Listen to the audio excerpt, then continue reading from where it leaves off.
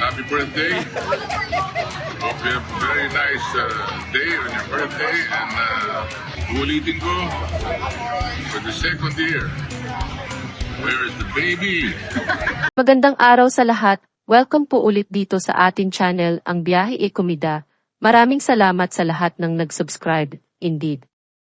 Punta tayo sa ating topic, March 2, 2025. Joey De Leon, ibinida ang birthday gift niya para kay Maine Mendoza.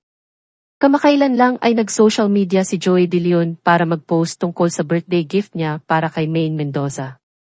Matatanda ang magmamarka si Maine sa kanyang ika-30 kaarawan ngayong darating na Monday, March 3.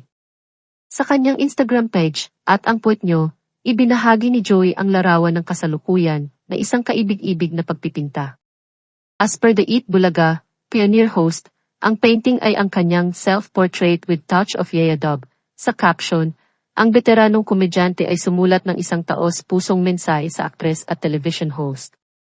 Ito ay maaaring regalo sa birthday girl Maine, isang self-portrait na may touch ng Yaya-Dub polka dots.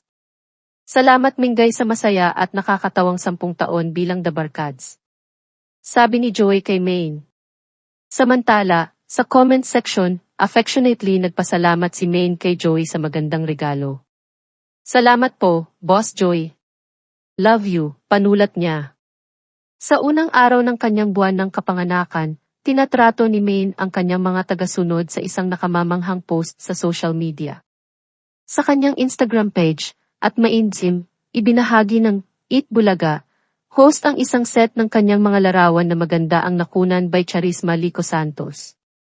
As seen in the pictures, kapansin-pansin kay Maine ang gorgeous poses habang nakasuot ng white top at denim pants. Paano tayo nakarating sa March na mabilis, she expressed in the caption.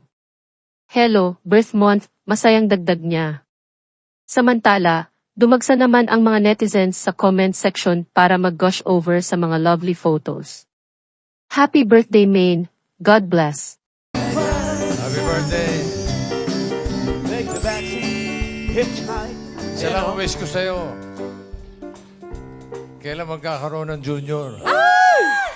Coming soon, bossing. Yun lang naman.